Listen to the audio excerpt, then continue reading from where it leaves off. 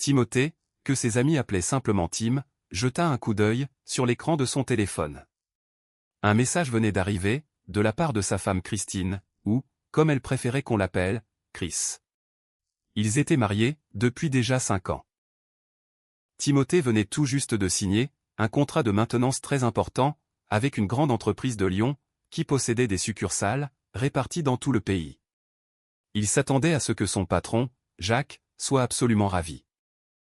Ce contrat signifiait, en effet, une expansion majeure pour leur entreprise informatique, ainsi qu'une augmentation substantielle de son propre salaire. Peut-être que maintenant, songea Tim, Chris et moi pourrons enfin commencer notre long projet de fonder une famille. Cependant, au fond de lui, des doutes le rongeaient. Ses soupçons avaient commencé à s'installer, après leur récent voyage en camping, avec Jacques, il y a un peu plus d'une semaine. À leur retour, elle avait profondément changé. Elle était devenue, d'une certaine manière, distante et irritable. C'était comme si ses pensées étaient constamment ailleurs. Mais, ce n'était pas tout. Lorsqu'ils étaient rentrés à la maison, et qu'ils avaient jeté leurs vêtements sales dans le panier à linge, Tim avait remarqué quelque chose d'étrange sur les sous-vêtements de Chris. En ramassant l'une de ses culottes, il a vu que quelque chose y avait séché, dégageant une odeur très caractéristique. À la seconde même, une intuition l'a transpercé. Son monde a basculé. Il ne savait pas à qui appartenait ce liquide biologique, mais il a pris la ferme décision de découvrir la vérité. Avant de partir pour Strasbourg, pour un rendez-vous d'affaires, il a consulté un avocat. Si Chris l'avait vraiment trompé, cela signifierait, inévitablement, la fin de leur mariage. « Êtes-vous vraiment sûr que votre femme vous trompe ?» a demandé Sabine, l'avocate spécialisée en droit de la famille, qui lui avait été recommandée par un ami récemment divorcé. « Pas tout à fait, » a avoué Tim. « Mais je veux en avoir le cœur net. S'il y a infidélité, ce sera le divorce. Chez nous, la plupart des divorces se font par consentement mutuel. Mais, si vous voulez déposer une demande pour adultère, il vous faudra des preuves solides, a expliqué Sabine. Des photos, des vidéos, a précisé Tim. Exactement. Je peux engager un détective privé pour qu'il la suive discrètement. Faites-le, a dit Tim. Et que dois-je attendre de la procédure elle-même? Étant donné qu'elle gagne à peu près la même chose que vous, en tant que professeur, vous ne risquez pas de payer une pension alimentaire. Vous n'avez pas vraiment de bien commun majeur. Les retraites et les économies resteront à chacun. Si nous confirmons l'infidélité, cela jouera grandement en votre faveur. Je commencerai à préparer les documents dès que nous aurons la preuve. Entendu, a hoché Tim. Je pars pour 3 jours, je crois. C'est exactement à ce moment-là qu'elle pourrait tenter quelque chose. Sabine a contacté le détective Marc Girard. Ce dernier a proposé à Timothée d'installer une application espionne sur le téléphone de Chris. Il lui a également fourni un appareil pour enregistrer les appels du téléphone fixe, ainsi qu'un dictaphone qu'il pouvait cacher discrètement dans le sac de sa femme. Timothée éprouvait un profond dégoût pour ces méthodes. Mais, il sentait qu'il avait le devoir absolu de connaître la vérité. Il y avait eu d'autres signaux troublants. Après le camping, Jacques avait commencé à se comporter de manière particulièrement arrogante et sarcastique. C'était comme s'il savait quelque chose que Tim ignorait totalement. Le jour de son départ, Chris l'a conduit à l'aéroport et l'a embrassé pour lui dire au revoir. Il a promis de l'appeler le soir, juste après le dîner. Elle a hoché la tête et lui a souhaité bonne chance. Le premier soir, comme convenu, il l'a appelée. Mais il a été très surpris lorsque Chris lui a annoncé qu'elle allait travailler comme serveuse. C'était pour une fête organisée par Jacques.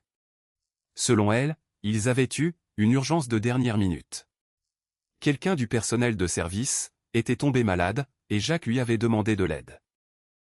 Timothée était perplexe. Jacques ne lui en avait pas, du tout, parlé. Chris a expliqué que Jacques lui avait promis 150 € pour la soirée. Cet argent serait utile, car elle n'avait pas encore repris le travail. Tim comprenait que les cours allaient bientôt reprendre, et qu'un revenu supplémentaire pourrait effectivement être le bienvenu. Mais, cela l'inquiétait profondément. Il lui a posé quelques questions pour clarifier la situation. Elle a répondu avec assurance que tout allait bien, qu'elle l'aimait fort, et elle lui a souhaité une bonne nuit. Après avoir raccroché, Timothée a senti une boule d'angoisse se nouer dans son ventre.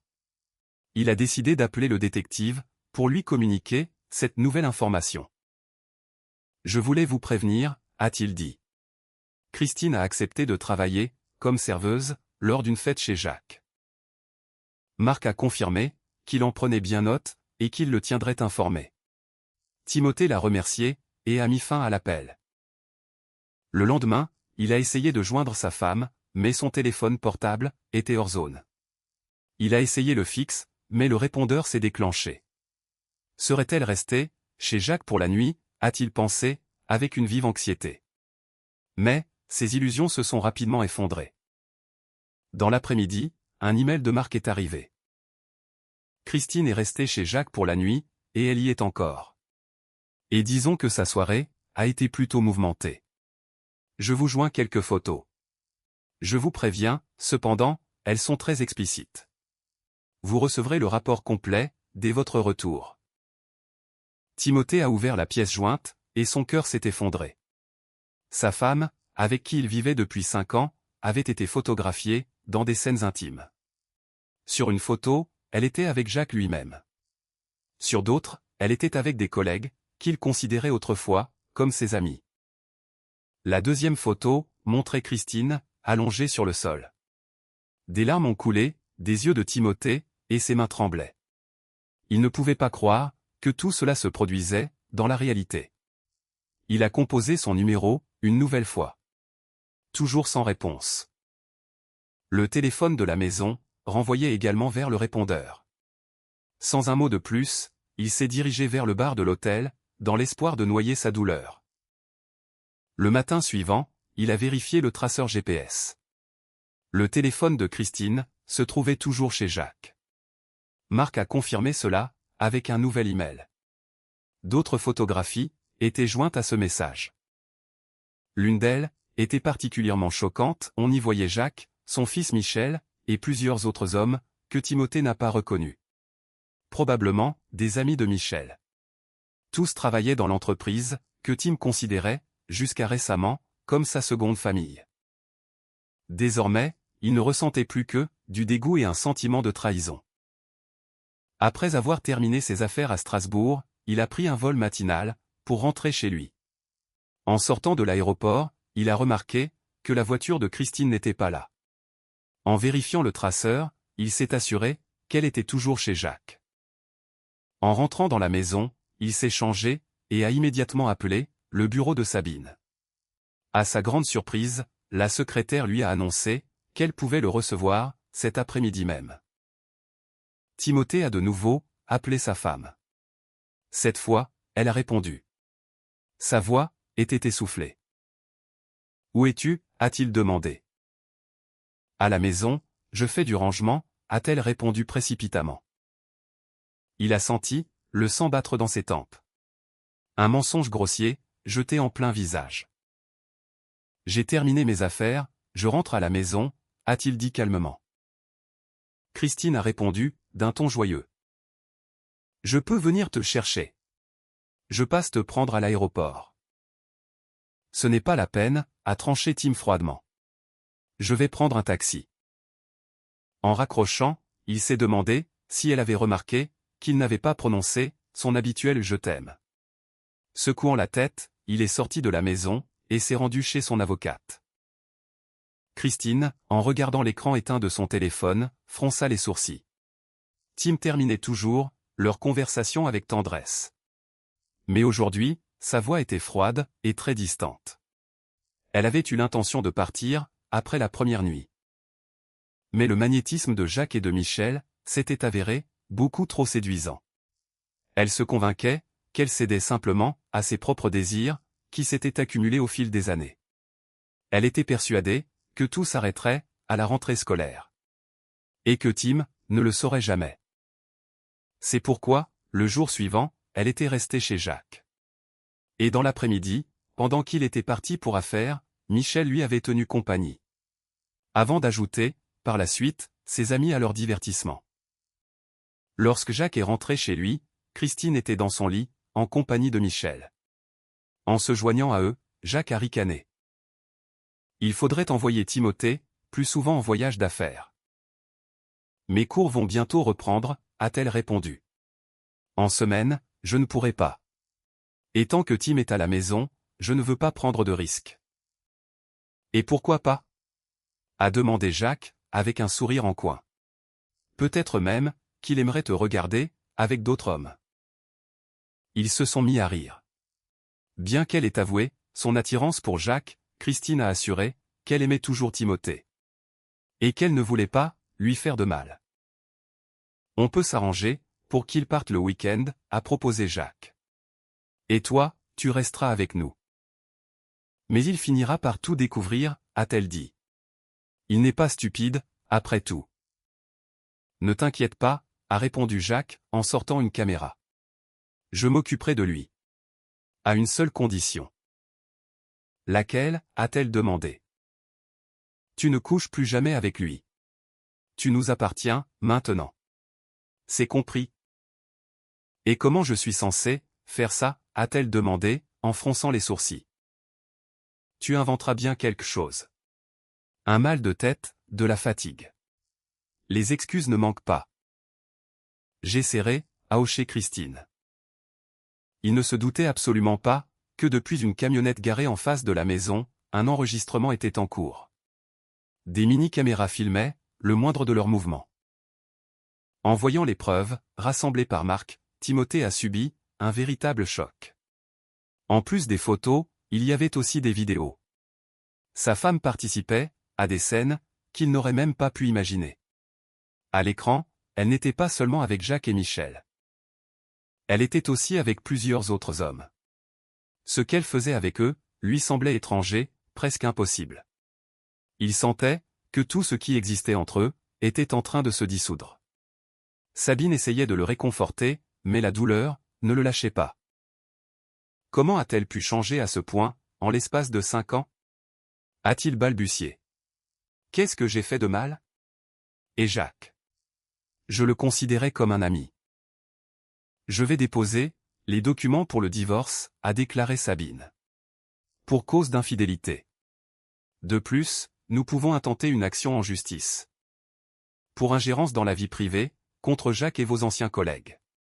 Ce n'est pas simple, mais il y a de bonnes chances d'obtenir une compensation.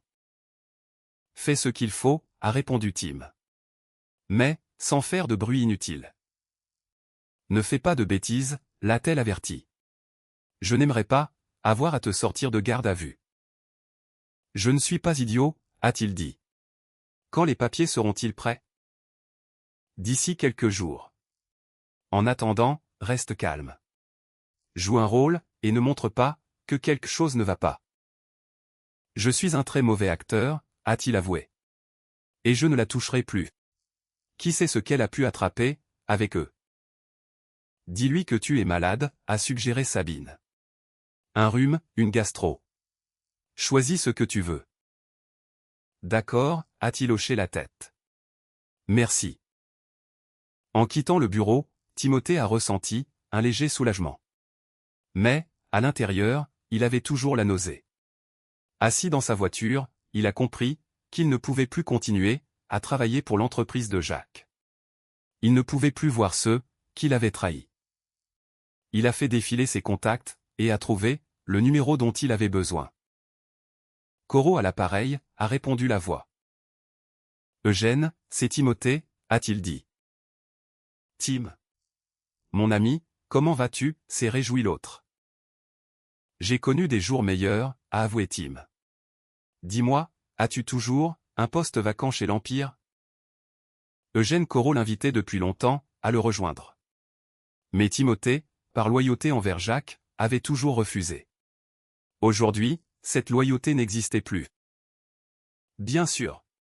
A répondu Eugène, avec assurance. As-tu enfin décidé de rejoindre une entreprise stable? Quelque chose comme ça, a hoché Tim. Je ne peux plus rester là-bas. C'est fini. Je suis désolé de l'entendre, a compati son ami. Est-ce que je peux t'aider, d'une manière ou d'une autre? Embauche-moi, tout simplement. Je travaillerai pour toi, avec la même ardeur, que j'ai eue pour lui. D'accord? Tu commences lundi? C'est parfait. Faisons comme ça, venez ce soir, ta femme et toi, dîner à la maison. Rose préparera sa fameuse lasagne. Nous en profiterons, pour discuter des conditions. Avec grand plaisir, mais je viendrai sans Christine, a coupé Timothée. Il s'est passé quelque chose, s'est inquiété Eugène. Pas au téléphone. Je t'expliquerai ce soir. Compris. Rose est psychologue, elle pourra peut-être t'aider. Ce ne serait pas de refus, a hoché Tim. On t'attend. Pourras-tu être là, vers 18h30, a demandé Eugène. Bien sûr, a confirmé Timothée. Je serai là à 18h30. Merci, mon ami. Toujours un plaisir, a répondu Eugène. Sentant, comme un poids immense disparaître de ses épaules, Timothée est rentré chez lui. Ne trouvant pas Christine, il est entré dans la maison, a pris une douche, s'est changé. Puis, il s'est assis devant son ordinateur portable, pour rédiger sa lettre de démission. Christine est arrivée, vers 17h. Remarquant que Timothée était assis devant l'ordinateur, elle s'est approchée par derrière, et a essayé de l'embrasser sur la joue. Il s'est tourné, et ses lèvres ont à peine effleuré sa peau. Tout va bien, a-t-elle demandé, avec surprise. Pas vraiment, a-t-il avoué franchement. Je ne me sens pas très bien. Le vol m'a fatigué, on dirait. Ce soir, je dormirai sur le lit d'appoint. Sur le lit d'appoint? A-t-elle répété. Tu sors quelque part? J'ai un dîner, a-t-il répondu brièvement. Tu vois qui? A-t-elle demandé, avec une pointe d'anxiété. Tu me soupçonnes de te tromper? A-t-il rétorqué, sèchement. Je ne t'ai jamais trahi, et je n'en ai pas l'intention. Et toi, peux-tu en dire autant? Elle a reculé, soudainement envahie par la panique. Il ne peut pas savoir. C'est impossible, tentait-elle, de se rassurer intérieurement. Non, je ne peux pas, a-t-elle répondu doucement. Timothée la regardait, en silence. Dans ses yeux, il n'y avait ni colère, ni douleur. Seulement un froid glacial. Comment s'est passé ton voyage à Strasbourg, a tenté Christine, pour changer de sujet. Très bien, a-t-il lancé brièvement. Et ton service, chez Jacques, comment ça s'est passé? Normalement, a-t-elle hoché la tête. C'était difficile, mais dans l'ensemble, ça m'a même plu. Je l'imagine très bien, a-t-il prononcé, en regardant ailleurs. Jetant un coup d'œil à l'heure, il a compris qu'il était temps de partir. Je dois y aller, a-t-il annoncé. Il a sauvegardé ses documents, et a fermé l'ordinateur. Se levant, il est passé à côté d'elle, sans prononcer un mot, et s'est rendu dans la chambre, pour se changer. Lorsqu'il est revenu, Christine était assise, sur le canapé. Tu en as pour longtemps, a-t-elle demandé. Je ne sais pas, a-t-il répondu. Ne m'attends pas. Au revoir. Il a pris ses clés, et il est sorti. Christine a remarqué qu'il ne l'avait pas embrassé, et qu'il n'avait pas prononcé son habituel « je t'aime ». Quelque chose n'allait pas du tout. Dès que sa voiture a disparu, derrière le virage, elle a décroché le téléphone fixe de la maison, et a composé le numéro de Jacques. Elle ignorait que la conversation était enregistrée. Jacques, j'ai l'impression qu'il se doute de quelque chose, a-t-elle chuchoté. Qu'est-ce qui te fait dire ça, s'est-il étonné. Il ne m'a même pas touché, a-t-elle dit.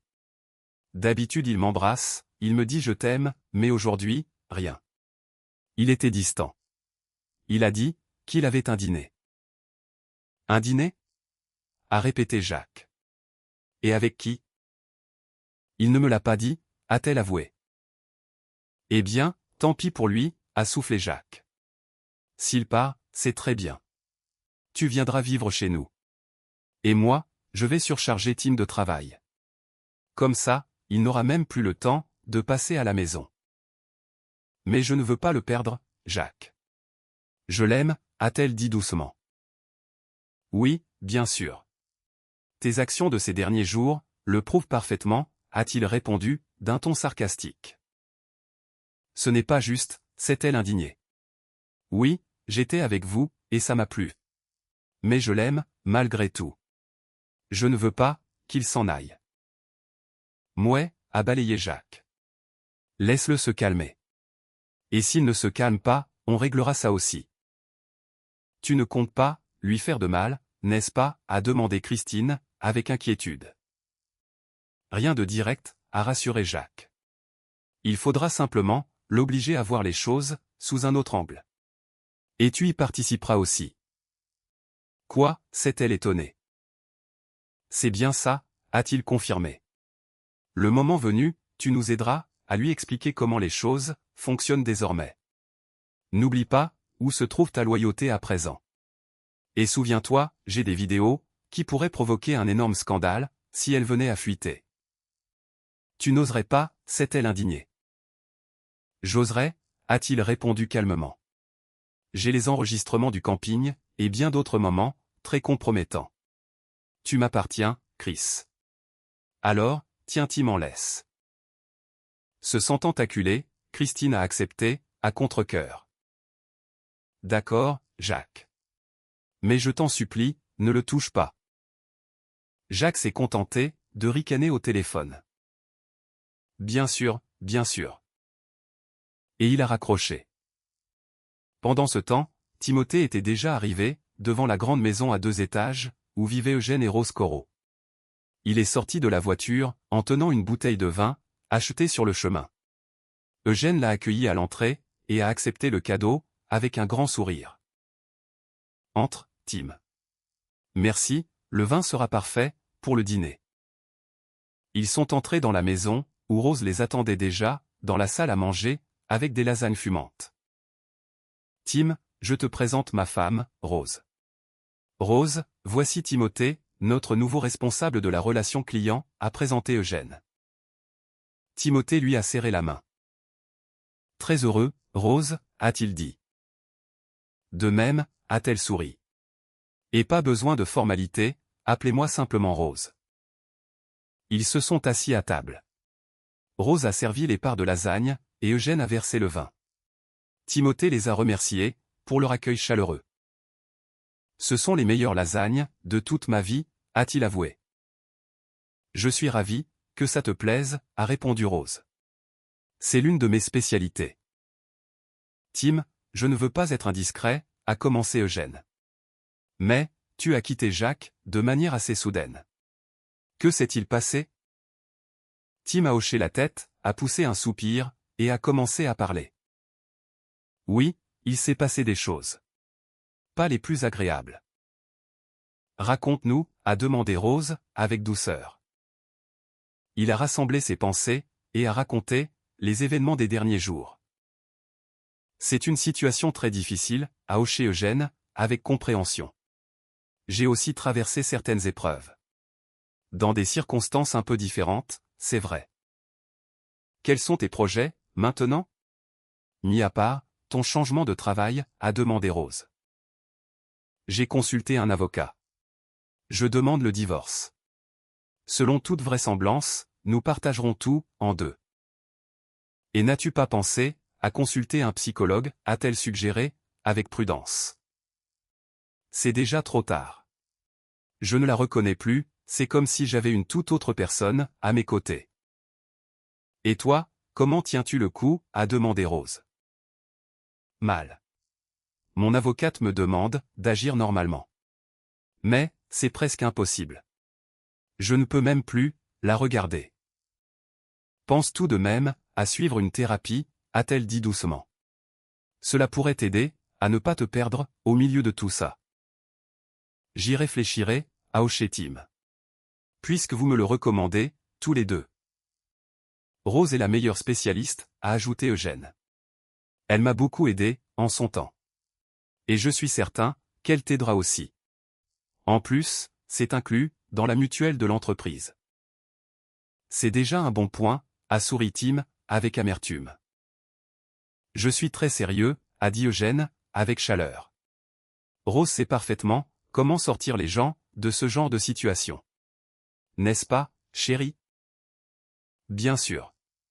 Nous pouvons commencer par 1 heure par semaine. Qu'en dis-tu, Tim? Je pense que c'est raisonnable. Essayons, a-t-il accepté. C'est bien, a loué Eugène, en lui tapotant l'épaule. Je t'aménagerai du temps, pour tes séances avec Rose. Mettez-vous d'accord entre vous, et tiens-moi informé. Absolument. Merci à vous deux. Et maintenant, avec ta permission, s'est adressé Eugène à sa femme, Timothée et moi, allons dans mon bureau. Nous allons discuter des aspects professionnels. Bien sûr, a souri Rose. Je suis vraiment heureuse que tu fasses partie de l'équipe, Tim. Merci, a-t-il remercié, en se levant à la suite d'Eugène. Ils sont allés dans le bureau d'Eugène, où ce dernier leur a versé un verre de cognac. Au cours des 2 heures suivantes, ils ont discuté en détail du nouveau poste de Timothée. À la fin de l'entretien, Tim a eu le sentiment de reprendre enfin le contrôle de sa vie. Après avoir serré la main d'Eugène, il est rentré chez lui. Il était environ 22 heures lorsqu'il a garé sa voiture devant la maison. La lumière était toujours allumée aux fenêtres. Il espérait que Christine était seule en ce moment. En entrant dans l'appartement, il l'a vue sur le canapé. « Comment s'est passée ta rencontre ?» a-t-elle demandé. « Très bien, je te remercie » a-t-il répondu. « Et maintenant, excuse-moi, je vais me coucher. Bonne nuit. » Il s'est dirigé vers la pièce où se trouvait l'ordinateur et a commencé à se déshabiller. « Tu dors ici, maintenant ?» a-t-elle demandé, apparaissant dans l'encadrement de la porte. « Oui » a-t-il confirmé. « Je ne me sens toujours pas bien. Je vais dormir sur le lit d'appoint. Ça ne te dérange pas? » Non, bien sûr que non. C'est juste que, tu as été absent pendant 3 jours. J'espérais que nous pourrions passer un peu de temps ensemble. Pas ce soir, a-t-il répondu, sèchement. En réalité, la simple pensée d'une intimité physique avec elle lui inspirait un profond dégoût. D'accord, a-t-elle marmonné. Demain, peut-être? On verra, a-t-il répondu de manière évasive. En hochant la tête, elle s'est éloignée, torturée par le doute, savait-il quelque chose? Le lendemain matin, Timothée s'est levé avant elle. Il a imprimé sa lettre de démission, et s'est préparé un café. Apercevant le sac à main de Christine, sur le comptoir de la cuisine, il en a extrait le dictaphone. Il a téléchargé l'enregistrement de la conversation téléphonique de la veille. Puis, sans dire un mot, il a quitté l'appartement. Il ne l'a pas embrassée, et ne lui a pas souhaité une bonne journée. Christine, entendant la porte se fermer, est restée allongée dans le lit. Des larmes roulaient le long de ses joues. Au travail, Tim s'est montré très distant. Après avoir salué la secrétaire, il est entré dans son bureau et a fermé la porte. Il commençait à rassembler ses affaires lorsque Jacques est entré dans la pièce. « Qu'est-ce que c'est que ça ?» s'est étonné ce dernier. Timothée a sorti de sa mallette 2 enveloppes, sans un mot. « Voici le contrat signé, avec Strasbourg, » a-t-il dit. « Et ça, c'est ma lettre de démission.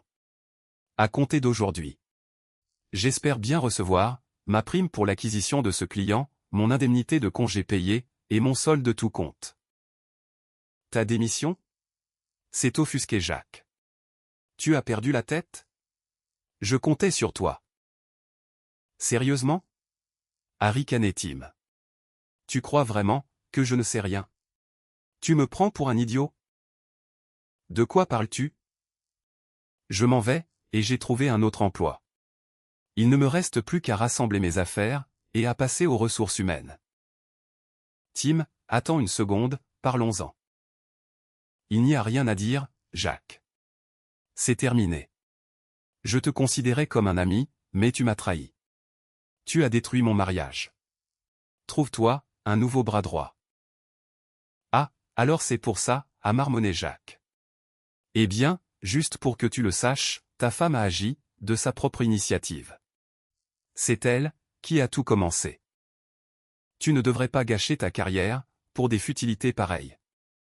Laisse Chris faire quelques expériences, et elle reviendra vers toi quand elle aura fini de s'amuser. tu es une belle ordure, a déclaré Tim, avec hargne. Et tu voudrais, en plus, que j'accepte ça. Dis-moi, ça a commencé quand? La première fois, c'était pendant le camping, a avoué Jacques. Le deuxième jour. Quand toi et les autres étiez partis faire du bateau, elle est entrée d'elle-même, dans ma tente. Elle m'a dit que j'étais bien meilleur que toi. Elle me suppliait, presque. Enfin, tu as compris. Et ensuite, tu m'as renvoyé au bureau pour régler des affaires. Tu te souviens? Donc, tu as fait exprès de m'éloigner pour pouvoir être avec ma femme, a prononcé Timothée, à voix basse. Eh bien oui. Et alors, a haussé les épaules Jacques. Mais Tim n'avait pas l'intention de s'arrêter là. Et son travail de serveuse, à ta fête, ce n'était qu'un nouveau prétexte pour l'attirer dans ton lit. C'est bien ça? Exactement. Et alors, a répété Jacques, avec une insolence assumée. Timothée a appuyé sur un bouton, et a arrêté l'enregistrement audio, qu'il avait discrètement activé, lorsque Jacques était entré dans le bureau. Merci, pour ces aveux, a-t-il prononcé froidement. Et maintenant, si tu n'y vois pas d'inconvénient, j'ai fini de faire mes cartons. Je passe aux ressources humaines, et j'en ai terminé. Attends, a tenté de l'arrêter Jacques.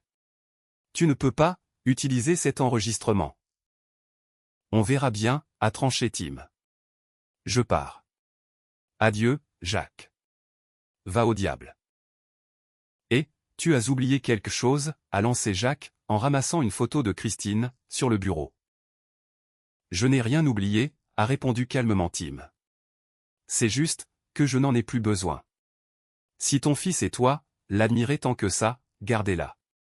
Elle ne m'est plus d'aucune utilité. Bon vent. Sur ces mots, il a quitté le bureau, laissant Jacques, dans la plus totale confusion. Ce dernier n'arrivait pas à comprendre comment Timothée avait pu tout découvrir sur lui, Christine et Michel. Quand il a appelé Christine, la voix de la jeune femme tremblait. « Qu'est-ce que tu veux dire, par il a démissionné ?» a-t-elle demandé. Il m'a tendu les contrats signés et sa lettre de démission, puis il est parti, a expliqué Jacques. Il sait. Je ne sais pas comment, mais il est au courant. Que lui as-tu dit? La vérité. Sur la façon dont tout a commencé, au camping. Espèce d'idiot, s'est-elle exclamée. Et alors? Je lui ai tout raconté. J'ai même laissé ta photo sur son bureau. C'est parfait, a-t-elle chuchoté, en pressant ses paumes contre son visage. Des larmes coulaient sur ses joues. Et qu'est-ce qu'on fait, maintenant? Ça, ce n'est plus mon problème, a ricané Jacques. C'est ton mari. Débrouille-toi. À moins que tu ne veuilles que je vienne lui réexpliquer les choses. Non merci, a-t-elle sangloté. Tu en as déjà fait, bien assez. Ne t'en mêle plus. Comme tu voudras, a-t-il dit, avant de raccrocher. Christine a fixé l'écran de son téléphone, à travers ses larmes. L'idée d'un divorce la terrifiait. Mais, au fond d'elle-même, elle savait pertinemment que Timothée en avait le plein droit. Voulant préserver ce qu'elle pouvait encore, elle s'est effondrée sur le canapé. Cachant son visage dans ses mains, elle a fondu en larmes, pleurant sur ce qu'était devenu sa vie. Quelques minutes plus tard, Timothée est rentré à la maison. Apercevant la voiture de Christine, il a jeté un rapide coup d'œil dans la cour pour vérifier si la voiture de Jacques était dans les parages. Ne voyant rien, il est entré dans la maison, avec un carton et sa mallette. Remarquant Christine sur le canapé, il n'a rien dit, et s'est dirigé directement vers sa chambre. S'enfermant à l'intérieur, il a sorti le dictaphone, et a réécouté le nouvel enregistrement de la conversation entre Christine et Jacques. Il a transféré le fichier à son avocate. « Bonjour, Tim, a dit Sabine, lorsqu'il a appelé. J'ai bien reçu votre dernier enregistrement. Je lance la procédure. » Parfait, a-t-il répondu. Quand les documents pourront-ils être signifiés? Je peux organiser une remise par huissier en fin de journée, a-t-elle proposé. Cela vous convient? Oui, c'est parfait, merci. Après cet appel, Timothée a sorti de son coffre-fort son pistolet gomme déclaré. C'était plus par précaution qu'autre chose. Il l'a posé sur la table de la cuisine. Il faut qu'on parle, a-t-il dit, en s'asseyant à la table. Il a placé l'arme près de lui, à portée de main. Est-ce vraiment nécessaire, a-t-elle demandé, d'une voix tremblante, en désignant l'arme.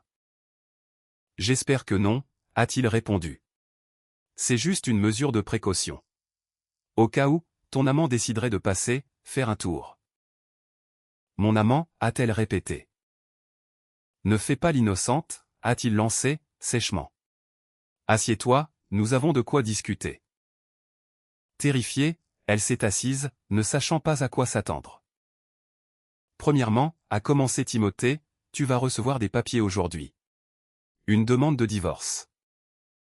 Le divorce? A-t-elle haleté. Mais pourquoi?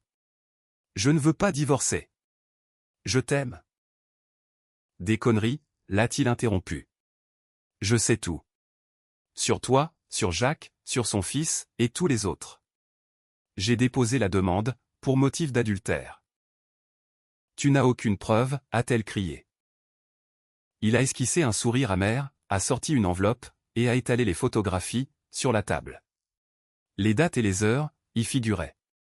C'étaient des clichés d'elle, qui ne laissaient aucune place au doute.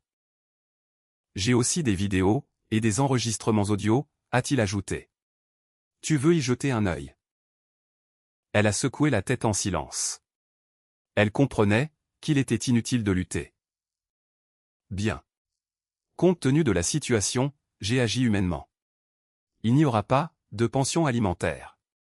Le compte bancaire sera divisé en deux. Les retraites et les biens personnels resteront à chacun. J'ai déjà fait bloquer ta carte bleue. Voici le chèque avec ta part. Il a sorti une autre enveloppe et l'a posée sur la table. Une ordonnance d'éloignement a également été émise. Tu as l'interdiction de m'approcher, de t'approcher de ma maison ou de mon lieu de travail. À moins de 500 mètres. Tu as le temps de rassembler tes affaires, jusqu'à ce que les papiers te soient officiellement remis, a prononcé Timothée calmement. Tu me mets à la porte, a sangloté Christine. Des larmes coulaient sur son visage. Concrètement, oui, a-t-il confirmé. Et si je décide de contester le divorce, a-t-elle demandé, essayant de trouver une dernière bouée de sauvetage. Tim a souri. Je te le déconseille fortement. Imagine un instant ce qui se passerait si ces photos arrivaient entre de mauvaises mains. Pense un peu à ton travail. Tu n'oserais pas, a-t-elle murmuré. Tu veux vraiment essayer, a-t-il rétorqué. Après un long silence, elle a baissé les armes. Non, je ne peux pas prendre ce risque. J'ai besoin de mon emploi. Exactement, a-t-il hoché la tête. Il y a encore deux conditions. Lesquelles, a-t-elle demandé, d'un ton résigné. Tu rends tes bagues, et tu reprends ton nom de jeune fille. Tu es devenue tellement cruelle, a-t-elle dit, en retirant son alliance, et sa bague de fiançailles. C'est toi, qui m'en as donné l'occasion. Je n'ai qu'une seule question. Que t'est-il arrivé? Comment es-tu passé, de l'épouse aimante et fidèle, à ça? Elle a baissé les yeux. Ça a commencé, le deuxième jour du camping. Tu étais parti faire du bateau, et je suis resté, dans la tente. Je me suis déshabillé, pour me reposer un peu. C'est là, que Jacques est entré. Il a d'abord été gêné, de me voir comme ça. Puis on a commencé à discuter. Et d'un coup, il a tout simplement, baissé son pantalon. Ensuite. Tu devines la suite. Alors, il a suffi qu'un homme te montre, qu'il en avait une plus grosse. Et tu as immédiatement oublié, tout ce qu'on avait construit? A demandé Tim, avec amertume. C'est avec cette facilité déconcertante, que tu es devenue une femme de petite vertu. Combien de fois, avez-vous couché ensemble, pendant ce séjour? 2 fois, a-t-elle avoué. Une fois, quand tu faisais du bateau. Et une autre, quand Jacques t'a renvoyé au bureau. Tim a secoué la tête, en fixant les photos. À en juger par ces images, aucun de tes amants ne s'est donné la peine de se protéger. Tu n'as pas eu peur de tomber enceinte ou d'attraper une maladie? Je prends la pilule, a-t-elle tenté de se justifier. Ça ne garantit pas tout. Tu aurais très bien pu être infectée ou tomber enceinte. C'était ça, ton but? Bien sûr que non, s'est-elle exclamée. Tim a serré les lèvres. Tu sais, pendant toutes ces années, passées ensemble, des femmes bien plus attirantes que toi ont essayé de me séduire à plusieurs reprises. Mais, je les ai toutes repoussées, car je me disais que j'avais une femme fidèle. Et toi? Tu n'as même pas réfléchi aux conséquences. Tu voulais juste du plaisir. J'espère au moins que ça en valait la peine. Maintenant, rassemble tes affaires. Quand on te remettra les papiers, tu ne dois plus être là. Tim, je t'en supplie, a-t-elle gémi. Essayons de voir un psychologue, je t'en prie. Je ne recommencerai jamais. Pardonne-moi. Je ne pardonnerai jamais ce que tu as fait, a-t-il répondu, le regard devenu de marbre. À l'instant même où Jacques a baissé son pantalon, tu as fait ton choix. Tu as choisi qui tu voulais être. Et je refuse de vivre avec ça. Mais tu m'aimais. Peut-être qu'au nom de cet amour, tu pourrais m'accorder une chance? Il a secoué la tête. Non. En ce moment même, je ne peux plus te regarder. Plus vite tu disparaîtras de ma vie, mieux ce sera. Commence à faire tes affaires. Tout ce que tu laisseras derrière, je le jetterai ou je le donnerai. En pleurs, elle s'est levée, et s'est rendue dans la chambre, pour faire ses valises. Timothée l'a regardée, sortir avec ses sacs. À un moment, elle s'est arrêtée, et l'a regardé. Tu veux bien m'aider, à porter ça jusqu'à la voiture? Non, a-t-il répondu sèchement. Débrouille-toi. Tout ce qui restera, ira à la poubelle, ou à une association. Christine a traîné les sacs, jusqu'à sa voiture. Elle est revenue, complètement essoufflée. Ça ne rentre plus, a-t-elle soufflé. Est-ce que je peux revenir, pour le reste, plus tard, a demandé Christine. Non, a répondu fermement Timothée. Tu n'as pas le droit de revenir. Dis à tes parents, de venir chercher le reste. Ou alors, je garde tes affaires 2 jours, puis direction la poubelle. Merci, Tim. Je l'apprécie, a-t-elle marmonné. Mon Dieu, mais qu'est-ce que je vais bien pouvoir dire à mes parents? Essaie donc de dire la vérité, pour une fois, a-t-il suggéré. Dis-leur que tu me trompais avec mon patron, et avec son fils, et que je t'ai mise à la porte. Tu es sérieux, a-t-elle haleté. Ils seront sous le choc de toute façon, a dit Timothée. Mais si tu leur mens, ce sera bien pire. Tu sais très bien, à quel point, ils détestent le mensonge. À cet instant précis, on frappa à la porte. Je pense que c'est pour toi, a-t-il dit. Christine s'est approchée lentement, et a ouvert la porte. Un huissier de justice se tenait sur le palier. Vous êtes bien, Madame Christine, a-t-il demandé. Oui, c'est moi, a-t-elle confirmé. Une pièce d'identité, s'il vous plaît. Elle a sorti sa carte d'identité. L'huissier a vérifié les informations, lui a rendu le document, et lui a tendu une enveloppe scellée. Vous êtes officiellement notifié. En outre, par décision de justice, vous êtes tenu de quitter ce domicile immédiatement. Une ordonnance d'éloignement est également incluse dans le dossier. Vous avez la possibilité de signer les documents de divorce dès maintenant. Elle a acquiescé, a sorti les documents, les a examinés, a demandé un stylo, et a apposé sa signature. Je transmettrai cela à l'avocate, a dit l'huissier. Vous devez quitter les lieux immédiatement. Si vous tentez de revenir, vous serez arrêté. C'est clair. Oui, a-t-elle murmuré, les larmes aux yeux. Elle s'est tournée vers Timothée. Je suis vraiment désolé. Moi aussi, a-t-il répondu calmement. Adieu. Adieu, a-t-elle chuchoté.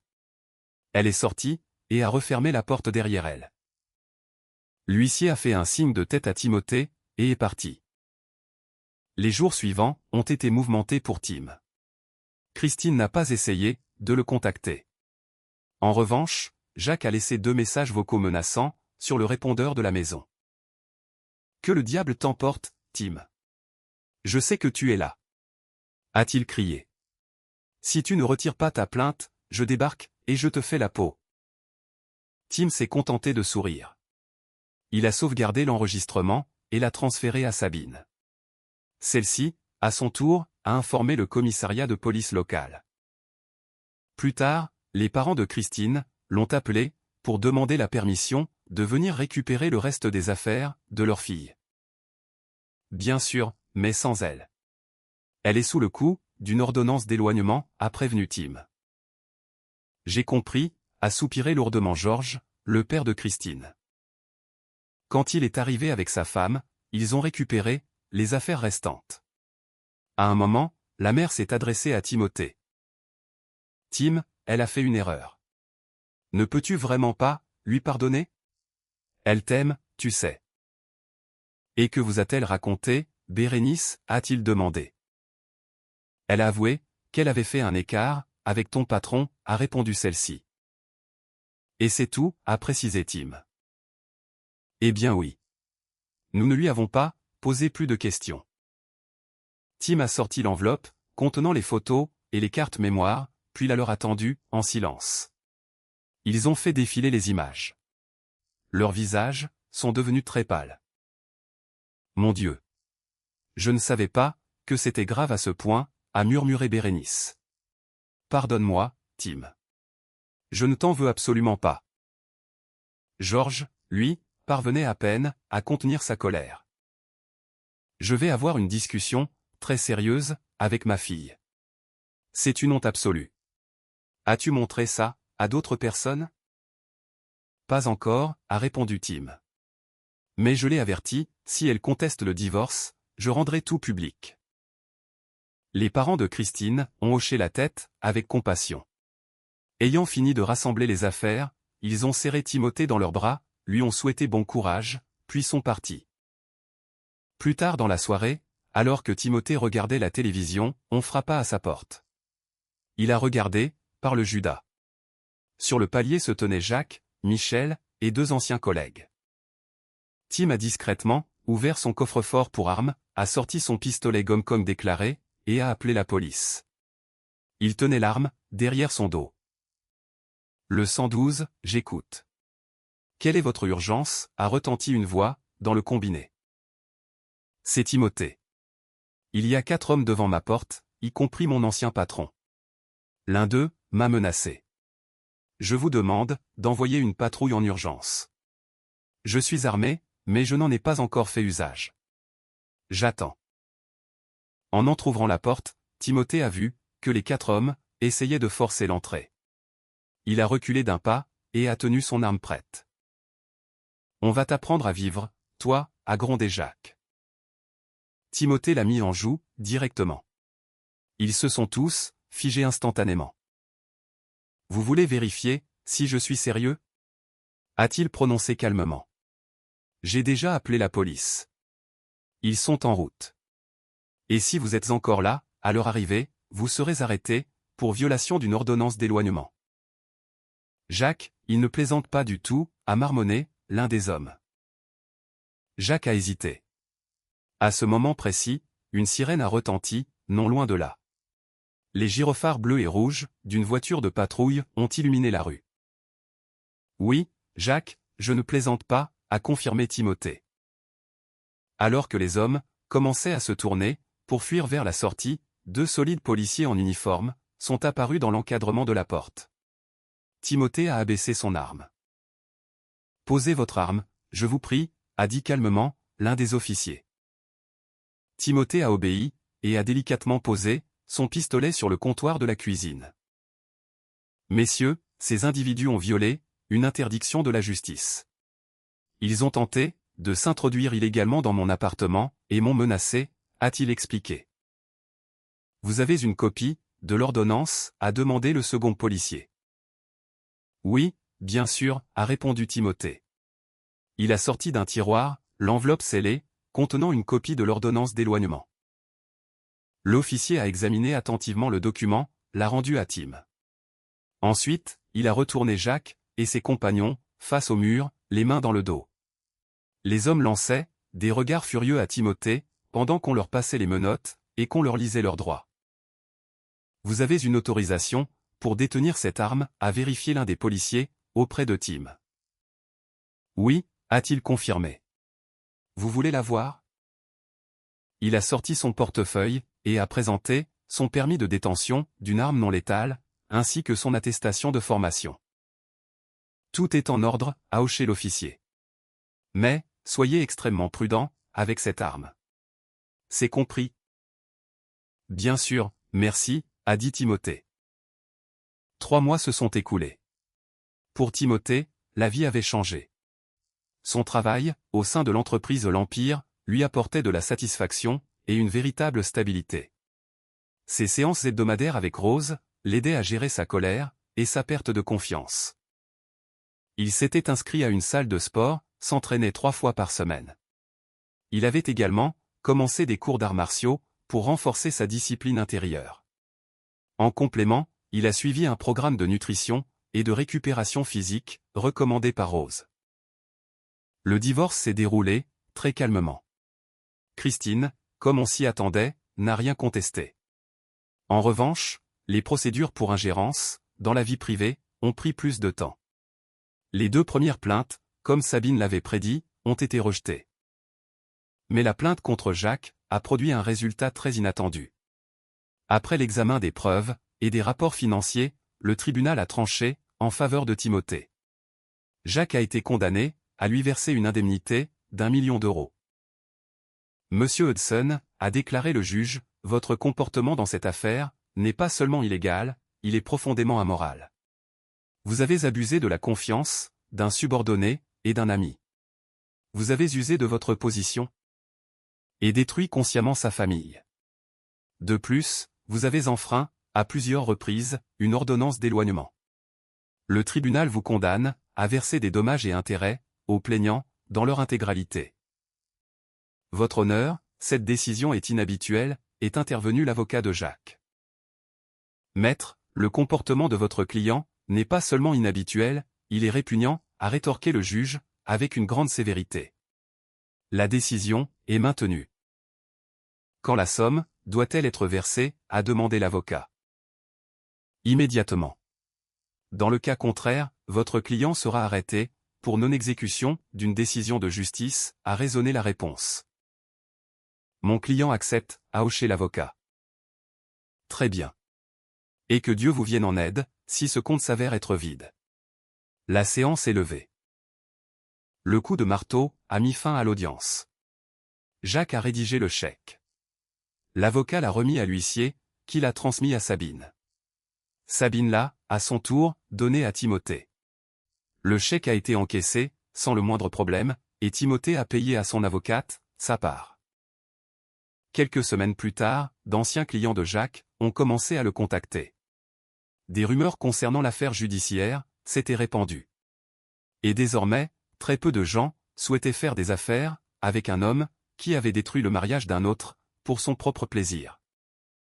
Un tel comportement, selon beaucoup, témoignait d'une perte de confiance irréparable. Timothée a supposé que, si les choses continuaient ainsi, Jacques perdrait son entreprise d'ici à 1 an. Pendant tout ce temps, Tim évitait toute relation romantique. Bien que quelques jolis collègues lui aient fait comprendre qu'elle n'était pas contre l'idée de passer du temps avec lui. Cependant, il se considérait toujours comme marié, jusqu'à ce que le tribunal rende sa décision finale. Ce n'est qu'à ce moment-là qu'il pourrait envisager un nouveau chapitre dans sa vie. Lorsque le jugement de divorce a pris effet, ses collègues ont organisé une petite fête pour lui. Il y a eu des blagues, des discours, et même une danse privée, réalisée par une danseuse aux formes généreuses. Quelques mois après le divorce, le téléphone a sonné. Timothée, c'est Bérénice, a retenti la voix de son ancienne belle-mère, au bout du fil. Pourrions-nous parler quelques minutes? Bien sûr, Bérénice. Que se passe-t-il? C'est à propos de Christine. On lui a diagnostiqué le VIH. Je suis désolé de l'entendre, a-t-il répondu calmement. Mais, pour être tout à fait honnête, je ne suis pas vraiment surpris. Et puis, nous sommes déjà divorcés. Je ne suis plus responsable d'elle. Ma mutuelle ne la couvre plus. Je comprends parfaitement, a répondu Bérénice, avec retenue. Pourrais-tu simplement lui accorder 2 minutes? Elle veut vraiment te parler. Je suppose que je le peux. Bien que je ne sois pas sûr que ça servira à grand-chose. Merci, Timothée. Vraiment, merci. Il est arrivé chez Bérénice et Georges, mais, en voyant Christine, il a été frappé par son apparence. Elle était d'une pâleur cadavérique, très amaigrie, presque méconnaissable. Elle s'est levée, mais, d'un geste de la main, il lui a fait signe de rester assise. L'air très abattu, elle l'a invité à s'asseoir en face d'elle. Tu as l'air en pleine forme, Tim, a-t-elle souri, faiblement. Bien mieux que dans mes souvenirs. Comment vas-tu? Tout va bien, pour moi, Christine. Un nouveau travail, de nouveaux amis, et une nouvelle vision de la vie. Et toi? Moi, je vais très mal, a-t-elle avoué franchement. Tu es au courant, pour mon diagnostic? Oui, ta mère me l'a dit. J'en suis désolé. Je pense que j'ai été infecté, ce jour-là, chez Jacques. C'était au moment où tout a basculé. Il y avait plusieurs partenaires, et aucune protection. Est-ce que Jacques le sait? Pas encore. Mais, il va bien falloir que je le lui dise. Et, il ne sera pas ravi. C'est sûr, j'en doute, a approuvé Tim, doucement. Tim. Elle a baissé les yeux. Je veux te demander pardon, une toute dernière fois. Je réalise pleinement ce que j'ai fait. J'aurais pu m'arrêter, à tout moment, mais je ne l'ai pas fait. C'était stupide, c'était égoïste. J'ai absolument tout perdu. Toi, la confiance, ma santé. Tu étais le meilleur mari, et le meilleur homme, que j'aurais pu espérer. J'ai tout détruit. Je sais que tu me détestes sûrement, et tu en as le droit. Mais je ne veux pas quitter ce monde sans avoir obtenu ton pardon. Tim est resté silencieux pendant un long moment. C'était la toute première fois qu'elle reconnaissait vraiment sa faute. Sans chercher à se justifier, sans la moindre accusation. Il s'est rappelé les paroles de Rose, la colère te maintient dans le passé. Le pardon est un pas vers l'avenir. Il a hoché la tête. C'est d'accord, Christine. Je te pardonne. Elle a éclaté en sanglots, effondrée dans son fauteuil. Pendant un instant, il a envisagé de l'enlacer. Mais, d'un simple geste de la main, elle lui a fait comprendre qu'il ne fallait pas. Merci infiniment, a-t-elle murmuré. C'est plus que ce que j'osais espérer. Je t'en prie, trouve une femme que tu pourras aimer, et à qui tu pourras faire confiance. Marie-toi. Aie des enfants, profite de la vie. Tu le mérites. Pour moi, c'est terminé, a dit Christine d'une voix faible. Je suis finie. Mais toi, tu as toute la vie devant toi. Tu mérites d'être heureux. Merci, a hoché Timothée. Je ferai de mon mieux. Et si jamais, tu as simplement envie de parler, n'hésite pas. D'accord. Elle a acquiescé, en essuyant ses larmes. Promis, Tim. Et merci d'être venu. Tu m'as tellement manqué, tous ces mois. Celle que j'ai épousée m'a aussi manqué, a-t-il répondu, calmement. Et comment ça se passe, avec Jacques et Michel, a-t-il ajouté, après une pause. Elle a secoué la tête. Très mal. Il est devenu extrêmement agressif. Sa défaite au tribunal a été difficile à digérer pour lui. Je suppose que tu as vu, par toi-même, que ses affaires ont plongé, ces derniers temps. Je l'ai remarqué, a reconnu Timothée. Il t'a frappé? Pas encore, a-t-elle chuchoté. Mais, il peut exploser, d'une minute à l'autre. Veux-tu que je sois présent, quand tu lui annonceras le diagnostic, a proposé Tim. Non, a-t-elle répondu, en secouant la tête. Mais merci quand même. C'est de ma responsabilité. Je dois le lui dire, moi-même. J'y pense constamment, si j'avais juste exigé qu'il parte, ce tout premier jour de camping, nous serions encore ensemble, aujourd'hui. C'est possible, a dit Tim. Mais j'ai le sentiment que ça serait quand même arrivé. Il tournait autour de toi, depuis un moment déjà. Je pense que tu as raison, a-t-elle hoché la tête. Tu sais, je suis tellement fatigué. Je dois me reposer un peu, avant de repartir. Merci, d'avoir pris le temps de me parler. C'était important pour moi aussi. Et rappelle-toi, si tu veux juste parler, appelle-moi, a répété Tim. Je t'appellerai, a-t-elle dit doucement. Adieu, Tim. Pense à moi, de temps en temps, d'accord? Dans sa voix, résonnait une étrange intonation, comme un adieu définitif, et Tim s'est soudainement mis en alerte. Je te le promets, a-t-il dit. Mais, je t'en prie, ne fais pas de bêtises. D'accord. Elle a esquissé un faible sourire. Je n'en ferai pas. Il s'est levé et s'est dirigé vers la sortie. Juste devant la porte, Bérénice l'a arrêté. Merci à toi, Tim, a-t-elle dit, en le prenant dans ses bras. Ça signifie énormément, pour elle. Et pour moi aussi. Je vous en prie, a-t-il répondu. Veillez bien sur elle. C'est d'accord, je le promets, a-t-elle assuré. Quelques semaines plus tard, Timothée était assis sur son canapé. Il dînait, tout en regardant le journal du soir, quand un reportage a attiré son attention. Ce matin, dans un quartier résidentiel de la banlieue, les corps d'un entrepreneur local, de son fils, et d'une femme, présumée être sa maîtresse, ont été retrouvés. Selon les données préliminaires, il s'agit d'un double meurtre, suivi d'un suicide, a annoncé le présentateur. Parmi les victimes se trouve Jack Hudson, fondateur d'une entreprise de conseil, son fils Michel, et une femme, non encore identifiée. Tous trois ont été tués par balle. L'enquête est en cours. Plus de détails vous seront communiqués ultérieurement. Timothée fixait l'écran, complètement stupéfait. Puis, sortant de sa stupeur, il a immédiatement composé le numéro de Bérénice. Bérénice a répondu, en larmes. Bérénice, que s'est-il passé, a demandé Timothée, la voix chargée d'inquiétude.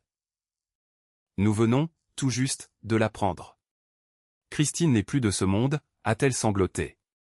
Il semblerait que Jacques l'a abattue, puis il a tué son fils, et s'est donné la mort. Mon Dieu, a soufflé Tim. J'ai vu le reportage à la télévision, et j'espérais de tout cœur que ce n'était pas elle. C'était bien elle, a confirmé Bérénice. Sa voix n'était plus qu'un long tremblement. Est-ce que la police sait pourquoi c'est arrivé, a demandé Tim. Il ne se prononce pas encore, avec certitude, a-t-elle répondu. Mais je pense que Christine a parlé du VIH à Jacques, et il a complètement perdu la tête. Actuellement, il pratique les autopsies. Je suis sincèrement désolé, Bérénice, a prononcé Tim.